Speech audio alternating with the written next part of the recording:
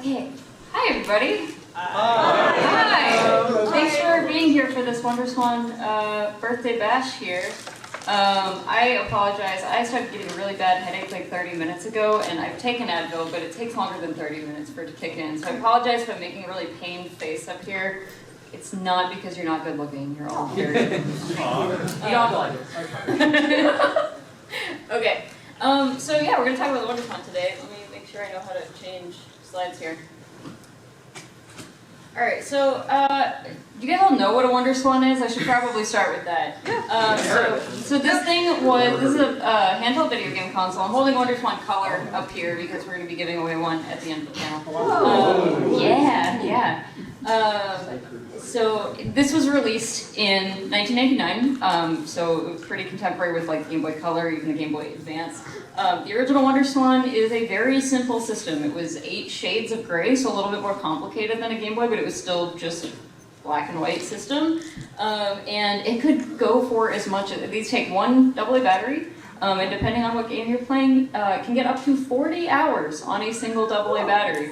Pretty cool little system. And it was also really, really cheap, 4,800 yen. That was much cheaper than the Game Boys and stuff at the time, and if you might remember, the Game Boys were like the cheap option, so this was cheaper than the cheap option. And we'll talk about it a little bit more later, but the other cool thing about it is that it can be oriented this way, or it can be oriented this way. So some developers took advantage of that and had really cool, like, different orientations. Sometimes mid-game, sometimes the whole game would be, taped like this. And then, as you can see, it wasn't just the original WonderSwan. We've got 3 different beautiful models here. There was a WonderSwan Color, and a WonderSwan Crystal, which was basically just a nicer WonderSwan Color. Think like your Game Boy Advance SP of the WonderSwan. Alright, so I'll start with a little bit of history. Maybe some of you guys recognize this guy. This is Gunpei Yokoi. He started at Nintendo in the 60s, and he left Nintendo after the release of the Virtual Boy, and he went to start this studio called Koto Laboratories, which is not really a game place. It was more kind of like an invention, what do you call it, like a tech laboratory, that's a good way to describe it, yeah.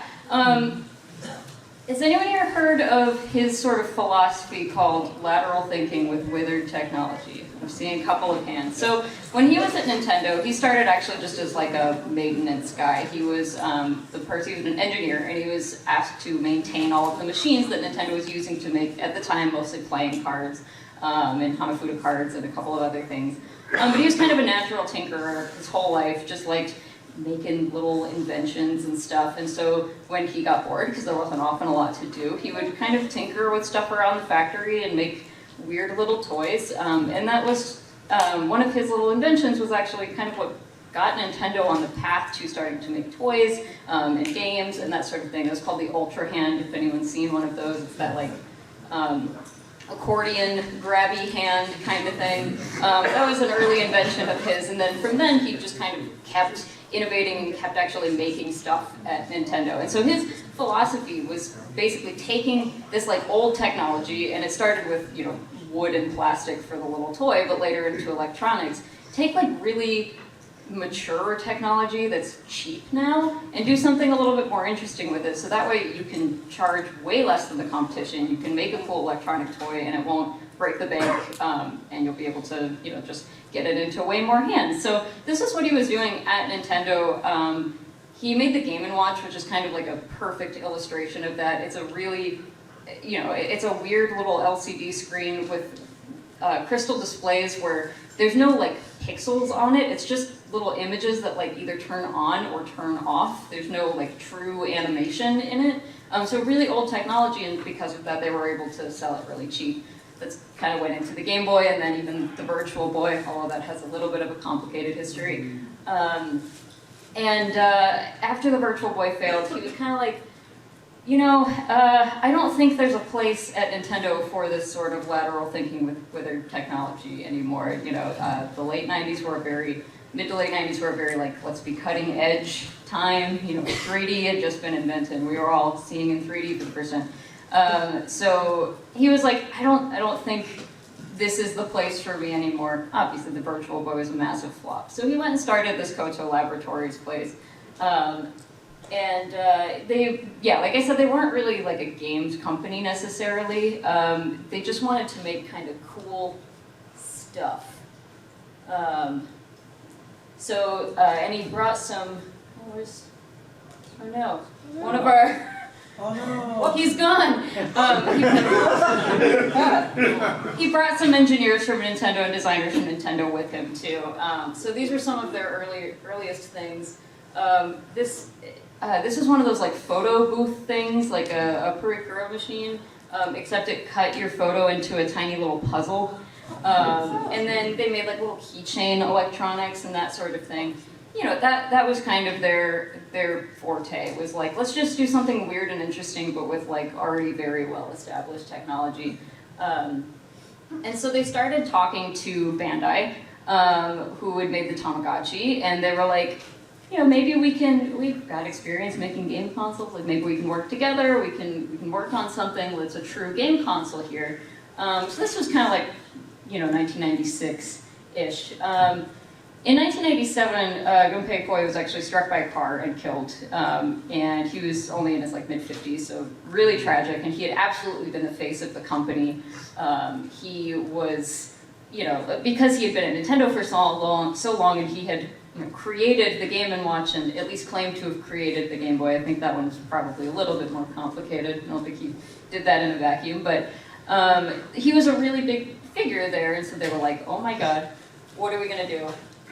So Yoshihiro Taki, who's this guy right here, he was actually like 2 days away from his wedding when this happened, and he was like practicing his wedding vows when he heard the news, and he had to just quickly take over and become the new president of Koto Laboratories. So he tries to kind of like rally the staff around this new project that really hadn't gotten that far along yet, that ultimately became the WonderSwan.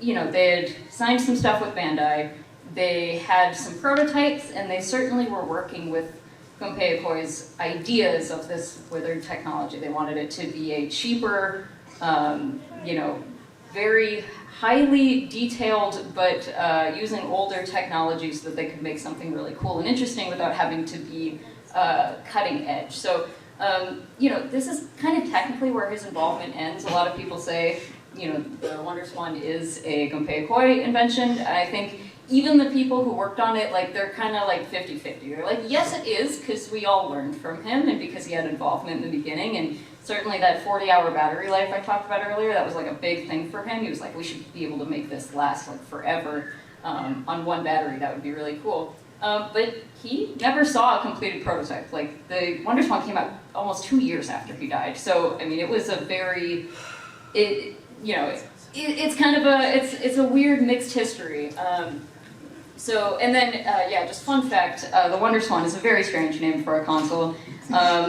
They had some other names like Cygnus and some other ideas for them that they didn't end up going with.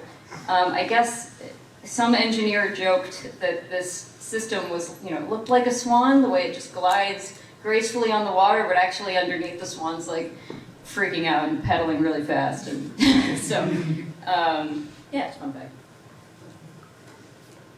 Yeah, so the WonderSwan, obviously, like I said, very cheap, very affordable, but also a super ambitious project. You know, they were already thinking about things like getting it on the internet. This would have been through, and ended up being through like mobile phones and stuff at the time. And they were able to keep the price down so low because they basically just kept like parting out everything to become an accessory. So there's no headphone jack. You have to get like a separate headphone accessory to plug into this port here. It's not like a standard headphone thing. The speaker is a badge speaker. It only has 3 volumes. It's not like a slider. It's just literally off, kind of on, or very on. And it's this, I can't pronounce this, piezoelectric, I think is the... Piezoelectric. Piezoelectric, thank you.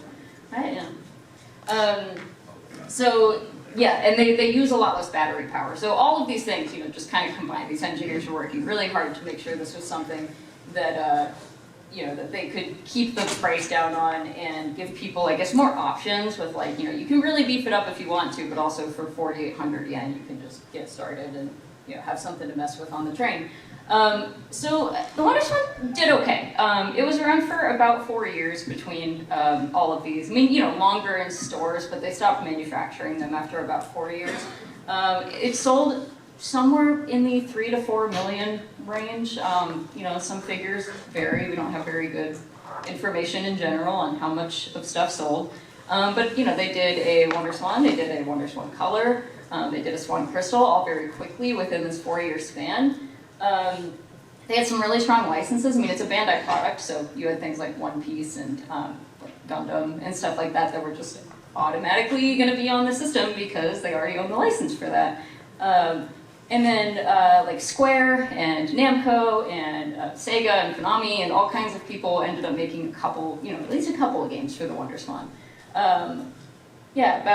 About 200 games between the WonderSwan and the WonderSwan Color, and I say about because it kind of depends on what you define as a game. Is the fishing sonar a game? Is the pregnancy tracker a game that's a real thing? We're going to talk about it later. It's software. It is software, yeah.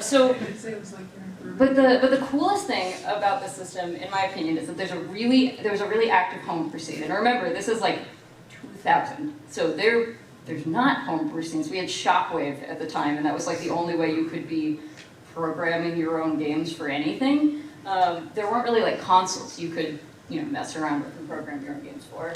I think that's the next slide. We're going to talk about the weird stuff.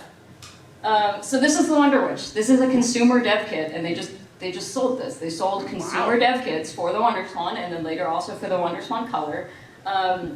You could program your own games. You could program your own just general programs. The website even like suggested like, hey, you can make, you can make your GPS work with this. You can make, all kinds of like make a little calendar app, whatever. So they were really encouraging. And again, this is kind of before there's like truly an indie scene, especially in Japan.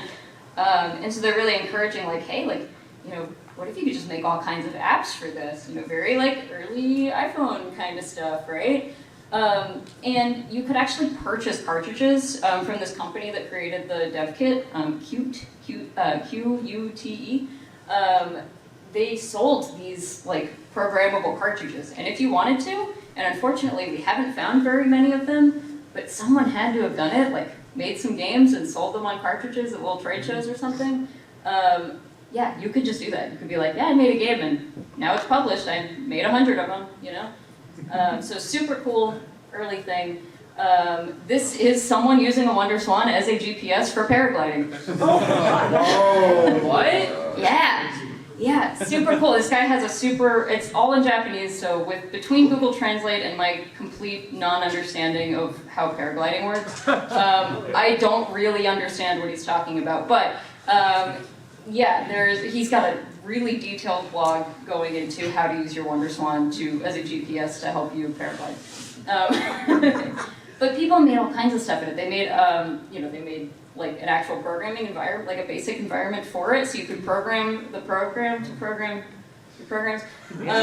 There's an NES emulator, which is it's not really powerful enough to run NES games, but it tries. There's painting tools, and lots of games that were made just all by people, a couple of which were semi-seasoned game developers, but like the vast majority of which were first-time game developers, which is super cool. So, Toshio Awai, we're gonna jump around a little bit real quick. He's an artist who, he's just been kind of like doing art stuff since I think like the 80s, but I think in the video game world, he's best known for things like Otaki and SimTunes and Electroplankton. He did a bunch of just kind of weird experimental art meets music meets video game kind of stuff. But yeah, his main body of work is just art installations. He just does these kind of sound and light and visual stuff, and he was doing all this stuff in Japan. So in 2000 and in 2001, he had these major exhibits on art and sound and light and all of this. And he actually used the WonderWitch dev kit to create some of these pieces. And you're seeing a couple of them here. So the one on the bottom left here is called Tenori On. And I think the picture that's missing there is, unfortunately, there was a like a real Tenori On made later, like a physical, as like an instrument. But it started with this WonderSwan program, and it's basically like, it's a big grid here, and you just flip every square in this grid on or off, and that makes, it just kind of plays music in a loop like this, and each one of those squares is a different beat or sound or noise or whatever, and it just always sounds good together no matter what you do. And so that was a thing you could just do at this art exhibit. And then there was another, the one up top there. It was just a little like dancing animation thing, but you made them dance with the WonderSwan. So on some like blog posts after this exhibit happened, there were some like WonderSwan enthusiasts, and they were like, "Man, that art show was really cool. Like, can we have Tenori On? Like, can you sell that?" And he was like, "Sure, why not?" And he made 120. He ordered 120 of those WonderWitch cartridges, and put Tenori On 120 cartridges and sold it at his next art show. And so that, like, is that a real game in the WonderSwan library? See? See? It's harder than you think. But this is super cool, and this is the kind of really cool stuff people, oh, that's not what I meant to do. It is, a talk is great, yeah. Oh no. Oh, no. Spoilers. Spoilers. Yeah. There's the images though. Okay.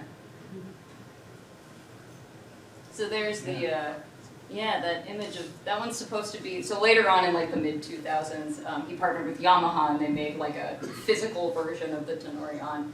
And that's what that photo's supposed to be of, but I guess not. But yeah, this is what he sold. It's just like, it's a WonderSwan, and it's a little cartridge, and it's a little manual for it, and he just sold it in plastic baggies at an art show. It's very like early computers, you know, like early computer games. It's pretty cool. All right, this is the WonderLord. I saw 2 for sale out here today. So this is a thing you can buy.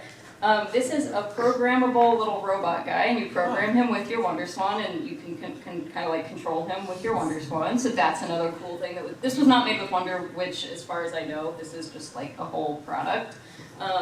This was actually released in the US for the PC, believe it or not. I don't think it was very popular, but that technically exists out there somewhere.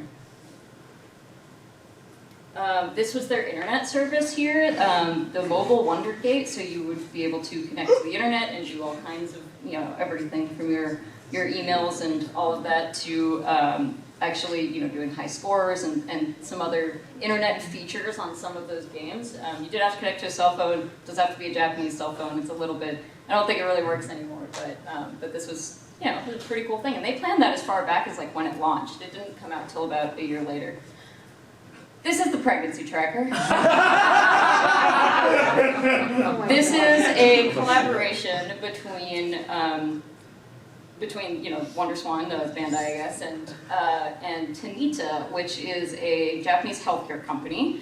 And I think, you know, the theme here basically is the WonderSwan is a very cheap computer. And so a lot of people saw that and were like, I can make, you know, a little widget, a little app, a little concept I have with this very cheap computer rather than manufacturing an entire new type of hardware to work for it. So they wanted something that was going to help mothers, expecting mothers, kind of help them through their pregnancy. So this is an infrared scale, and it connects to an infrared cartridge that goes into this specialty Mamamite WonderSwan crystal, and I say it connects to this one specifically because it does check, which is wild. I'm actually the one who dumped this game. It had never been dumped before, and then a wonderful emulator author had to change the emulator to be like, yeah, you're totally on a Mamamite right now. Because it just, otherwise it's like, please put it in a Mamamite. So yeah, this, I mean, there actually is a little mini game on this. It's not a very exciting one or anything, but this is basically just like, You weigh yourself, it tells you, okay, your baby is about the size of a grapefruit now, and you should be doing these exercises and eating these things and all of that. And it really, I mean, it's just a pregnancy tracker. But it's a WonderSwan. And it's a special edition WonderSwan, and there's only one baby blue WonderSwan like that, so, you know. What else we got? There were so many other things that never happened here. So there was an official like GPS that was supposed to come out for the WonderSwan. There was a camera that was supposed to come out for the WonderSwan. All these things were shown off at Tokyo Game Show. Like, I mean, we have photos of the hardware. Like, this is real hardware floating around there somewhere. And then this was like a memory card. You could load games onto a memory card and then put the memory card into a specialty WonderSwan cartridge kind of thing. None of this ever happened, obviously, but it's really, really interesting stuff. So there's the GPS. They had games for it. This is Pac-Man on like Google Maps, basically, which like, didn't Google do that? Yes. Yeah. Yeah. Started on the WonderSwan. This is the digital camera. Yeah, this is the WonderSwan card reader, and you could connect it to like, to all kinds of stuff. I actually kind of forget what's going on in this photo, if I'm being completely honest, but yeah, there were so many really weird applications that they were trying to do for this, and I think maybe just because, I mean, Bandai's a pretty big company and they do a lot of really weird electronic stuff, but also, again, because this is a very cheap computer, and in, between 99 and even 2004, we're still in that weird place where computers aren't cheap yet, but we're starting to have all these ideas for applications that like, well, if the computer was just a little bit cheaper, this might make economic sense. And so you see this sometimes on the Game Boy too, but I think especially with the WonderSwan, you got a lot of really ambitious ideas that just come down to the fact that like, hey, if I can make this work on this 4,800 yen computer, then I don't need to make hardware, and maybe I can sell it for $100 or whatever, and it will actually work out. There's also a lot of unreleased games because this is all the ones we know of. Because this system came out and it kind of came and went pretty quickly. It was clear it wasn't going to be a super huge hit. That 3.5 million units sold figure. That's about 8% of the handheld market. And this also came out, so this came out in Japan, and Wikipedia will tell you only Japan. It also came out in Korea, although I think pretty limited. But there are a couple Korean WonderSwan games, like with full Korean packaging and everything. So it did exist there, but primarily a Japanese console. Mattel for a little while was contemplating bringing it over here. That never worked out for one reason or another. I mean, we had a pretty crowded handheld market over here. Neo Geo Pocket Color did not do so well over here, so I get it, but yeah. But what if you don't speak Japanese? You're like, okay, yeah, this is all very fascinating, very cool, but like, I don't speak Japanese. So as cool as this is, what can you possibly do with it? Well, I have some game recommendations for you. This one was, I believe, a launch title, if not, it was in the first month or two. This is Tane wo Maku Tori, and it translates to something like birds watering seeds. It's a very literal thing. And it's just a cute little puzzle game where you are trying to guide little drops of water down to the ground. Requires absolutely no Japanese language. Every Gunpei game is fantastic. This is actually a game that Koto Laboratories made a little keychain of, like kind of simultaneously with working on the WonderSwan. This was a Gunpei Yokoi, and working with some of his designers. This was like a game they came up with together, and that's why it's called Gunpei. And so it's a puzzle game where you have to get these lines from one side of the screen to the other, but the more crisscrossing you have, the more points you get, and it kind of works like Tetris, and that you don't want to get your thing too full, and you'll hit the top, and then it's game over. So yeah, they made a bunch of them. Gunpei, just classic Gunpei, is a pretty cheap game, like maybe $15. And I would say if you are just curious about the system and want to try, just really dip your toes in, you can get a regular WonderSwan and a copy of this game, and the whole thing should cost you no more than $80 total. So that's a pretty good starting point. I also think that black and white screen is actually really, really nice. It's, there's no backlights or anything on any of these systems, because that black and white screen comes across very, very well. This is a very fun, strange game called Engacho, which is another puzzle game. This is a really good console for puzzle games. There's also a lot of RPGs on the system, but I'm not going to recommend any of those because I don't speak Japanese. But this one is a really cool puzzle game where you're trying to get from one end of the level to the other. Every time you move, each one of the little monsters on here moves in parallel to you with some kind of twist. So if you move forward, one might move one step backwards or one step to the right or do like a little, diagonal or something like that, and you have to avoid them. Flash Koto-kun is another, these are all puzzle games so far, I'm sorry. But this is another fun little puzzle game.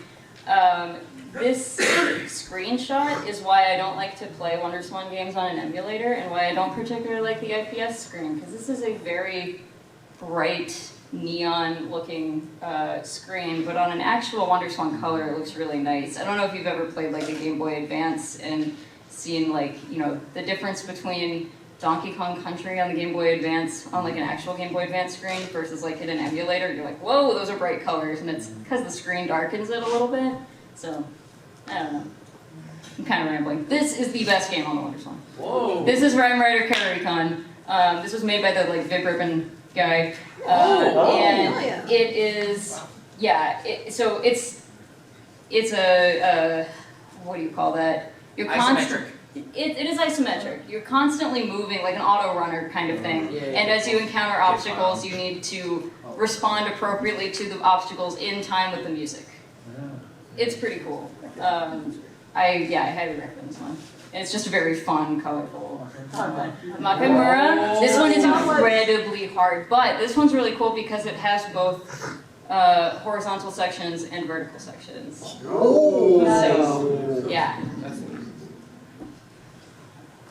Kurupara, another puzzle game. It's one of those kind of like flipping around, kind of like a Yoshi's Cookie kind of thing, or Panel de Pon.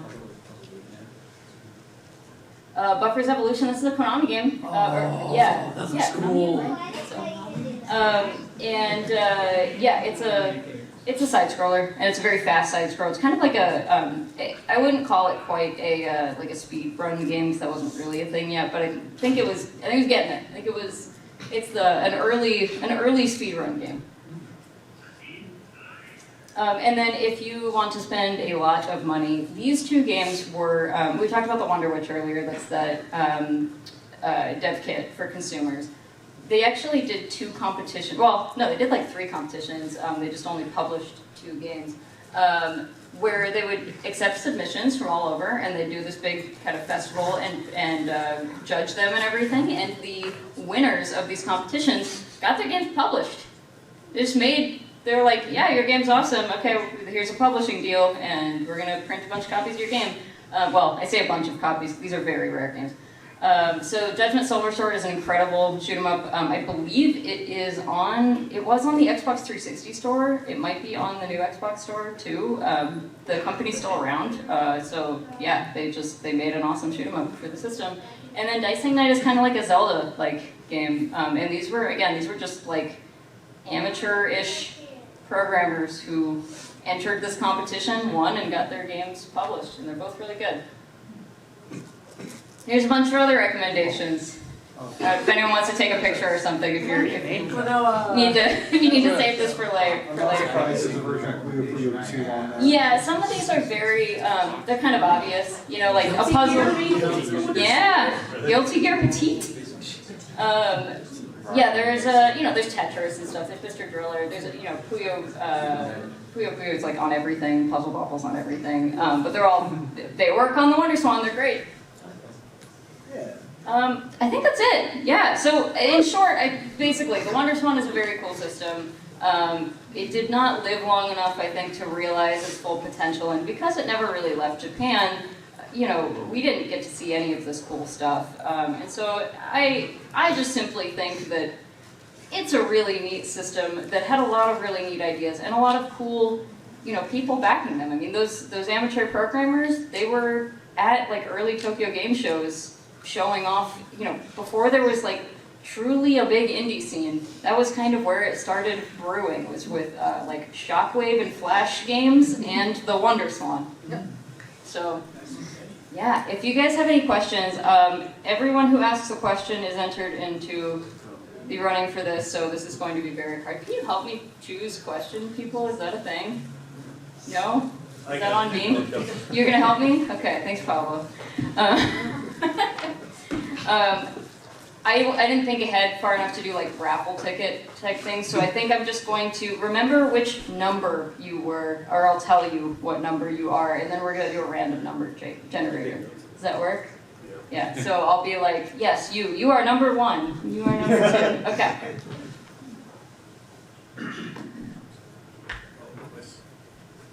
What's your favorite WonderSwan game? It's Rhyme Rider Recon. It's the best one. You're number 1, by the way. But yeah, that game is like, it's probably about $50. It's not a super cheap one. It's also not a crazy expensive one. It is a WonderSwan color game, so you will have to play it on a color or crystal. I guess I didn't really spend that much time talking about the difference between those, but there are a couple of WonderSwan color games that will work on the originals. Not very many though. Kind of like the Game Boy Color thing. Well, when you ask your question, will you say your name so I can just write it with your number? What's your name? Ken. Ken. Okay. Excellent. Number 2 today. Since you were saying, what is the major difference between the color and the crystal? What is the major difference? Yeah, that's a great question. And I don't have like the technical details off the top of my head, but the basics are longer battery life, better screen, better sound. It's just a like slightly better version of the system. Like, I mean, again, it doesn't have a backlight, but I do like to compare like Game Boy Advance versus Game Boy Advance SP. It's just kind of like a better experience, but only in, it's just tweaked. Yeah. Cool, by the way. Cole? Yes. Good. And then what's your name and question? Jeff, I recall hearing something that the refresh rate on the screen is really non-standard. Yes. This one, and I guess with that, do you have like a recommended way of setting up like either a VRR screen of an emulator, or how to also deal with the tape mode in games when those are dynamic? Like, is there anything that swaps that so you get a good experience? That's a great question. So it's about the refresh rate on the WonderSwan is a weird number compared to other. Isn't it 70? I think it is, yeah. So it's a slightly strange one, which does make it perform a little weird in emulators. That is a great question that I should have had an answer prepared for. I just don't really use WonderSwan emulators very often, so I don't know the like best way to set it up. My understanding is that like, so that's known though. So like that's definitely a thing that's probably in the WonderSwan emulator. Mednafen, I think, is the best one, and I'm pretty sure that's just in the instructions, like what your optimal setup is. Even swapping tape mode on and off? I think, yeah, hotkeys or that, I guess? I think it just does it automatically. Yeah, because it tells the system too. It's not like your phone where when you switch it, it flips the screen. It's like, it's either running in tape or regularly. And you'll just have to be like, wow, I'm looking at that sideways. I should flip it. So. Name and question. Me? Yes. Okay. Hi, my name is Kyle. What is, sorry, it might sound a little generic fan questioning, but what are your top 3 cutest games of the console? Cutest games? Ooh. Yes. Can I say Rhyme Rider Recon again? Yes. Yeah, it's really cute. It's really cute. I think Kurapara, the puzzle game, is a really cute one. Oh, man. I think like by the end of this panel I'm going to be like, no wait, I changed my answer, but there's a game that I'm trying to remember. It's got a cute little witch on the cover, and I am trying to remember what it is called now. It'll come to me, but that one's very cute. I'm going to say, I'm just going to go Puzzle Bobble for now. Hey. Yes. It's classic and it's very cute. Heck yeah. Yeah. So was there any canceled versions of the WonderSwan after the Crystal? Like, were they making any plans to make any other ones that didn't come through? That's a great question. So the question is, were there any plans for a 4th WonderSwan installment after the Swan Crystal? Not that I've ever found any evidence for. I don't think so. I think the Swan Crystal was supposed to kind of be the like ultimate one. But my guess is if it kept going, at some point someone would have been like, we should probably put a backlight in this because that's what happened with the Game Boy Advance and everything too. So yeah, not that I've ever found any evidence for, but it would not surprise me if, you know, had it kept going, that it would go in that direction. My name is Nick. You mentioned there's a really good homebrew scene for the WonderSwan. Do you know how like easy or hard it is to run homebrew on original hardware? So it requires, it's a custom OS, it's called Freya OS, and on original hardware, I think you do need the WonderWitch, like a WonderWitch cartridge, because that's the only thing that boots into that Freya OS. To emulate it is pretty easy because there is an emulator on, like, that mimics that. So you can certainly play, and I mean, there's still repositories of a lot of these games up online. But yeah, on original hardware, I don't know how to do it without having some WonderWitch hardware, unfortunately. So no one's made like flashcards for it. Oh, there are flashcards. I just don't, because they run a different OS, I don't know that they are compatible. I've actually never tried. Yeah, that's a great question. Ryan back has a question. Hi. So the pregnancy tracker is kind of hokey, jokey looking at it, looking back at it now. Do you think or do you know anyone used it earnestly back in the May I have your attention? There has been a fire alarm condition reported in this area. Oh. Management is investigating. Please move calmly to the nearest exit. Atención, por favor. We partied too hard, Se ha guys. reportado un incidente de apago de incendios en esta área. La gerencia We all have to figure out how to get this out. Por favor, calmadamente a la esquina más cercana. Thank you for watching. Please like and subscribe, and here are a few more videos for you to check out.